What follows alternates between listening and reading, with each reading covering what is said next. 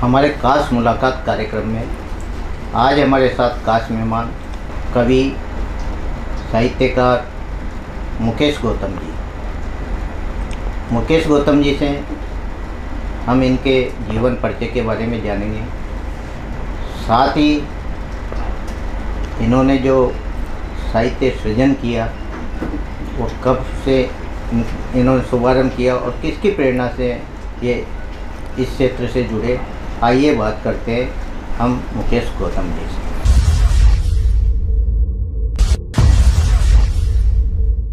मुकेश जी, आपका हमारे स्टूडियो में बहुत बहुत स्वागत है। बहुत बहुत हार्दिक आभार साहब। एसटीएन के सभी श्रोताओं का मैं मुकेश गौतम बहुत बहुत हार्दिक आभार व्यक्त करता हूँ, प्रणाम करता हूँ और आदरणीय दिनेश जी गौतम का तहे दिल से हार्दिक आभार करता हूँ जिन्होंने मुझे यहाँ अवसर दिया। मैं अभी युवा रचनाकार हूँ और लिखने का प्रयास कर रहा हूँ। मेरा जन्म एक छोटे से गांव में डपटा में हुआ, पर मेरे लिए सुखद ऐसा रहा कि मेरे जिसमें बैकग्राउंड से आता हूँ, मेरे पिताजी का मुझे बहुत सहयोग मिला और मेरे पिताजी और मेरे ताऊ जी उन्होंने बचपन से ही हमारे अंदर में संस्कार डाल दिए कि हम हिंदी के हो गए। मैं हिंदी में मेरा लगाव है और मैं हिंदी से अभी अध्यापक हूँ, हिंदी का अध्यापन करवाता हूँ। मैंने पीजी कर रखा है हिंदी से। और खास बात ये रही कि मेरे पिताजी शुद्ध किसान हैं। किसान खेती का काम करने के बाद जब शाम को आते थे, हमारे गांव में लाइट नहीं थी साहब, तो शाम को लालटेन जला करके हम सभी बहन भाइयों को सामने बिठा करके रामायण या गीता जी जो भी धार्मिक ग्रंथ हैं उनका अध्यापन करवाया करते थे। और आज यहाँ से प्रारंभ होगा, फिर कल वहाँ से प्रारंभ करेंगे। तो तब से ऐसे संस्कार आ गए कि क्यों ना हम उसी ओर अग्रसित हो गए। और तब से ही छोटे मोटे तुकांत, हालांकि ये तुकांत वाला तो मेरा पूरा परिवार ही तुकांत वाला ही है, छोटे मोटे तुक तो कोई ना कोई करते रहते हैं। तब से मेरे अंदर ये संस्कार आ गए। और जब मैं कॉलेज लाइफ में था तब मेरी पहली रचना बूंदी से सांदे समाचार पत्र अंगद और राजमार्ग में हम लिख करके बूंदी रहते थे, तो ऊपर छत पे बैठ गए मान लो, तो जैसे तुकबंदी गगनचुंबी पर्वतमाला बूंदी की रखवाली है, दूर फिरंगी आक्रमणों से इसने बूंदी पाली है, बूंदीवासी बड़े अनोखे दिल में प्यार पाले हैं, बाहर से लगते काले पर अंदर से दिल वाले हैं। इस तरह की तुकांत बना करके और हम वो चिट्ठी वो डाल दिया करते थे और वो छप जाती थी। छपते इतना असीम आनंद की अनुभूति होती थी कि मज़ा आ गया। तब से वो बीज प्रारंभ हो गए। और फिर उसके बाद मुझे जो श्रेय मिला इस क्षेत्र में आने का, मेरा हाथ किसी ने थामा तो हमारे क्षेत्र केशवराय पाटन के बूंदी के पूरी हाड़ौती के आदरणीय देव की दर्पण जी, उन्होंने मान लो का गोद ले लिया हमको साहित्य के मामले में। और जहाँ भी हमारी छोटी मोटी गलतियाँ होती थी वो तुरंत उसमें सुधार करना और वापस बताना, मैं उनका तहे दिल से उनका भी हार्दिक आभार करता हूँ। और इस स्टूडियो तक लाने में भी उन्हीं का योगदान है।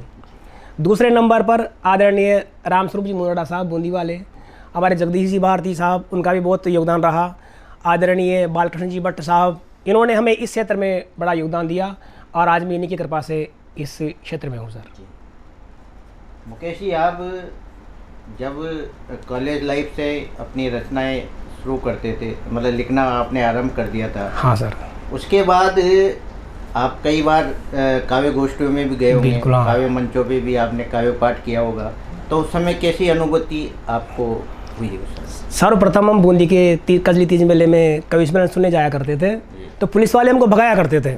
एक दो बार तो धक्का मार दिया। तब मैंने माँ शारदे से एक निवेदन किया कि हे माँ शारदे, मुझे भी ऐसा अवसर दे। और मैंने प्रण ले लिया सर उसी दिन से कि मैं एक दिन इस मंच पर जाऊंगा। तो माँ शारदे की कृपा से मैं आज अखिल भारतीय मंचों पर भी काव्य पाठ कर चुका हूँ और तब से प्रेरणा मिली और तब से नियमित मेरा ये कविता अगर अच्छी लिख जाए तो ये मान लो को 8 दिन तक भले खाना मत खाओ आप, इतनी खुशी होती है। अच्छी रचना लिखने के बाद जो आनंद मिलता है, जो आनंद भोजन से खाने से नहीं मिलता, वो कविता लिखने से मिलता है। ये सबसे बड़ी बात है भाई। साहित्य समाज का दर्पण है। हाँ सर।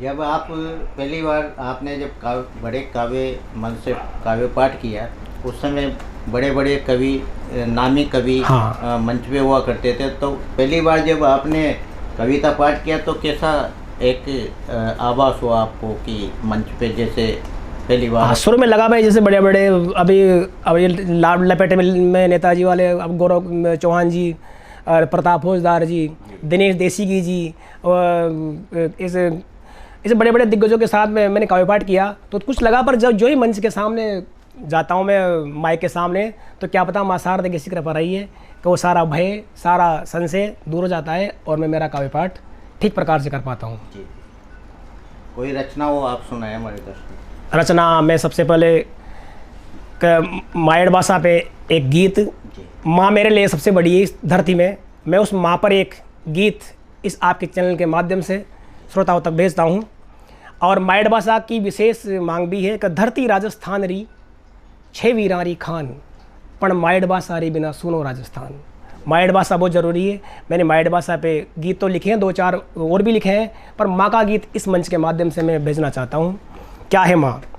कि जी को काई बखान करूँ और उपमा मांडूँ काई, जी को काई बखान करूँ और उपमा मांडूँ काई, ई धरती सो भी बढ़कर होव चज जग में माई, ई धरती सो भी बढ़कर होव चज जग में माई।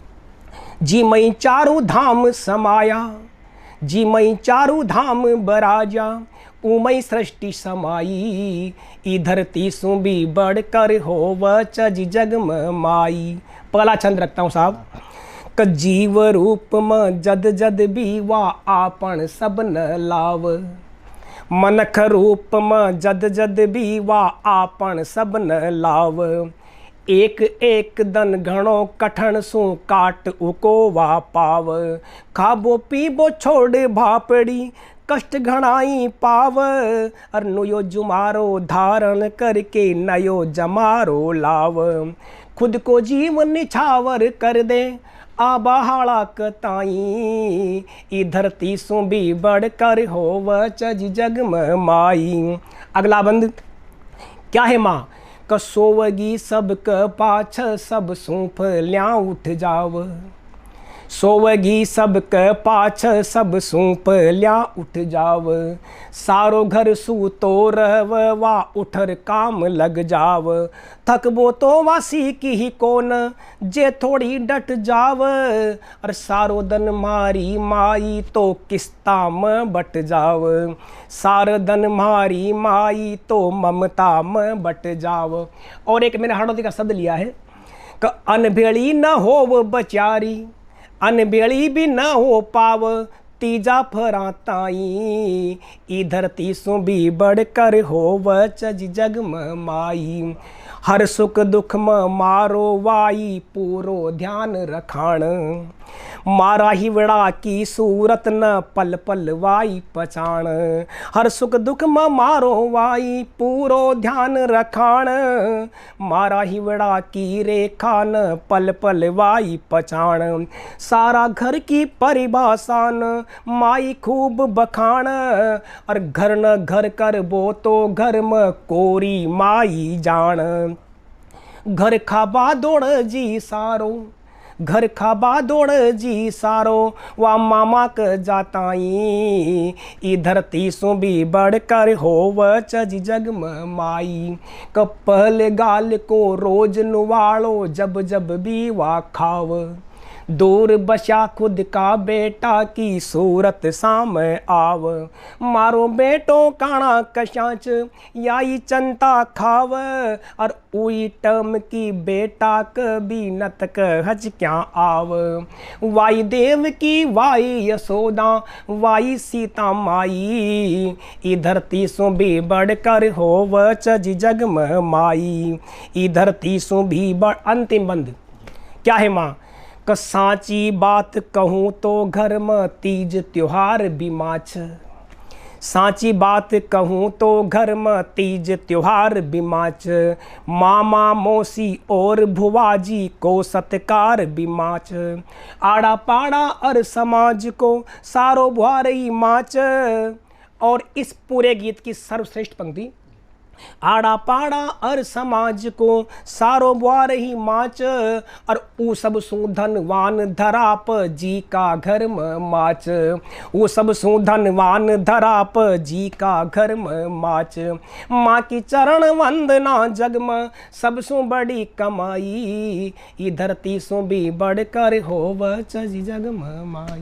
वाह मुकेश जी, बहुत बढ़िया आपने माँ के ऊपर जो मायड़ भाषा में कविता लिखी, बहुत सुंदर। मुकेश जी, कितनी कविताएं आपने अभी तक लिख चुके हैं आप? सर ये संख्याओं का तो मुझे पता नहीं है, पर मेरे पास बहुत सारी रचना हो गई और मैं एक पुस्तक की तैयारी में हूँ। आदरणीय का साथ मिल रहा है और कुछ ही दिनों में मैं ये काम पूरा कर लूँगा।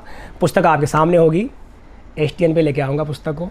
मुकेश जी, क्या आपने अपनी कविताओं में समाज की कुरीतियाँ बिल्कुल या मतलब जो किसानों का दुख दर्द, उस पर भी कुछ लिखा? बिल्कुल लिखा है साहब। उसमें आपने क्या संदेश दिया? मैंने जैसे पर्यावरण पे लिखा और नशा मुक्ति पे, लोग जर्दा खाते हैं, शराब पीते हैं और उससे उनका पूरा परिवार तहस नहस हो जाता है। तो मैंने जर्दा और गुटखे पर 2 छंद लिखे, वो आपको इसके माध्यम से आप तक भेजता हूँ मैं। क्या है जर्दे का दुष्परिणाम, शराब का दुष्परिणाम, तंबाकू का दुष्परिणाम? जर्दा बीड़ी गुटखा के आदि हुए जो लोग, उनको समझ आना बेहद ज़रूरी है। जर्दा बीड़ी गुटखा के आदि हुए जो लोग, उनको समझ आना बेहद ज़रूरी है। इनके सेवन से तो तय हुई यह बात, घातक बहुत ज़्यादा ये तंबाकू पूरी है। मत खाओ जर्दा और मत पियो बीड़ी तुम, ऐसी भी बना ली यार कैसी मजबूरी है। तंबाकू गला दे गाल, आशा दे बीमारी करे, अपनी बना दे यह अपनों से दूरी है। क्योंकि आदमी क्या करता है, मैं गांव में रहता हूँ, उठते ही चल देता मदिरा लय की ओर, हुआ उसका तो यह नित्य का ही काम है। उठते ही चल देता मदिरा लय की ओर, हुआ उसका तो यह नित्य का ही काम है। सुनता किसी की नहीं अपने भले की बात, नशे की ही धुन छाई अरे सुबह शाम है। साम दाम दंड भेद रचता इसी के लिए, सब और होता गया नाम बदनाम है। अच्छे भले घर को ही कर दे नरक वह, लत नशे की लगी तो जीवन विराम है। बहुत बढ़िया मुकेश जी, आपने इन पीड़ाओं को लिखा और इससे समाज में एक सुधार भी बनेगा। मुकेश जी, अब आगे आप क्या लिखना चाहोगे? आपकी अभी उम्र बहुत कम है और ये आपका जो काव्य लेखन है ये निरंतर जारी रहेगा, क्या मानते हैं आप? बिल्कुल जारी रहेगा सर। और मेरा उद्देश्य साहित्य में हंसना और हंसाना नहीं है।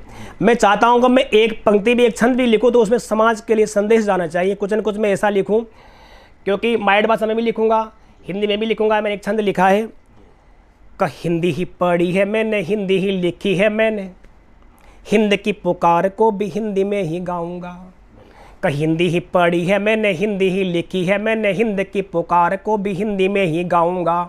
हिंदुस्तान देश मेरा, हिंद परिवेश मेरा, राष्ट्रभाषा हिंदी का ही गुण गान गाऊंगा। भाषाओं की सरताज बनी मेरी हिंदी आज, पहचान हिंदी की भी हिंद में बताऊंगा। सबकी जुबान बने हिंदी मेरी शान बने, घर घर हिंदी की ही अलख जगाऊंगा, घर घर हिंदी की ही अलख जगाऊंगा। मेरा उद्देश्य है कि साहित्य में कुछ लिखूँ तो उसमें संदेश जाना चाहिए। मुझे ये फूट था, ये 2 मिनट का हंसना हंसाना मुझे पसंद नहीं है, साहित्य में वजन होना चाहिए। ये मेरा उद्देश्य है सर। मुकेश जी, आपने किन किन विधाओं में अपने गीत लिखे? मैंने हर विधा में लिखा है। मैंने गद्य में निबंध भी लिखे हैं, मैंने 2-4 कहानियाँ भी लिखी है। मेरा एक निबंध था सिक्के की व्यथा, बड़ा प्रसिद्ध हुआ, अखबारों में प्रकाशित हुआ। और गद्य कम है, पद्य अधिक लिखे हैं मैंने, कविताएं बहुत ज़्यादा लिखी है और अब लिखने का काम ही चलता रहेगा अनवरत। मुकेश जी, जाते जाते एक कविता आप और हमारे दर्शकों को सुनाएं। बिल्कुल, एक कविता और सुना रहा हूँ मैं। जो वर्तमान में पीड़ा है, वर्तमान में रिश्ते की बड़ी समस्या आ रही है साहब, इससे सभी लोग दुखी हैं, कोई सा भी समाज हो। तो मैंने उस को एक कविता में डालने का प्रयास किया है। देवता ज्यों जाग्या त्यों सो गया जी, पण माँ की न जागी बस पतती शाका हो गया जी। 30 साल तक इंतज़ार किया फिर भी रिश्ता नहीं हुआ। उस पीड़ा में से दुखी होकर के मैंने एक गीत लिखा। देवता ज्यों जाग्या त्यों सो गया जी, पर माँ की न जागी बस पतती शाका हो गया जी।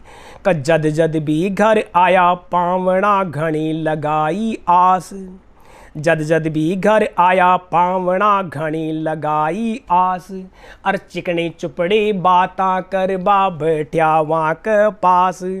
ऊंची ऊंची घनी फकाई पड़ जाव तो पार, और कसर न राखी मान सटका घनी करी मनवार। सारा मनकती तेरिया हो गया जी, पर माँ की न जागी बस पतती श्याका हो गया जी।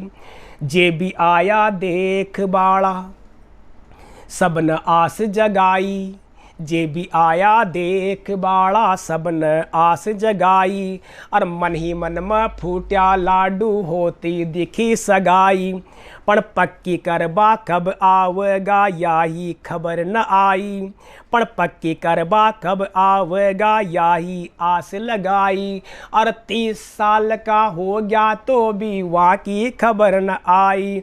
मन घणाई पापड़ पेल्या जी, पर माँ की न जागी बस पतती श्याका हो गया जी।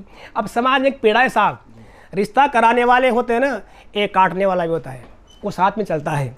कि आड़ा पाड़ा और समाज का कोई काम न आया, जद भी आता दिखा पावना सबन कान लगाया।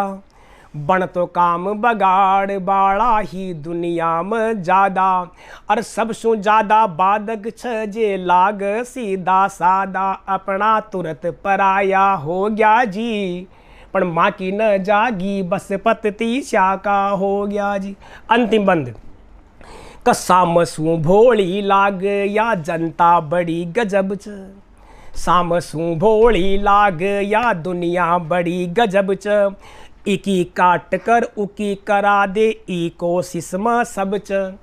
था का बनकर दन रात जे था की लार फरच, और आज खाल तो सब सू ज़्यादा वही बरो करच। अशा दंस गणाई झेल्या जी, पर माँ की न जागी बस पतती श्याका हो गया। बहुत बढ़िया। ये थे हमारे साथ साहित्यकार कवि श्री मुकेश जी गौतम। मुकेश जी गौतम ने हर विधा में लिखा, और समाज की कुरीतियों के बारे में भी इन्होंने काफ़ी कुछ अपने कविताओं के माध्यम से समाज को संदेश देने की चेष्टा की है।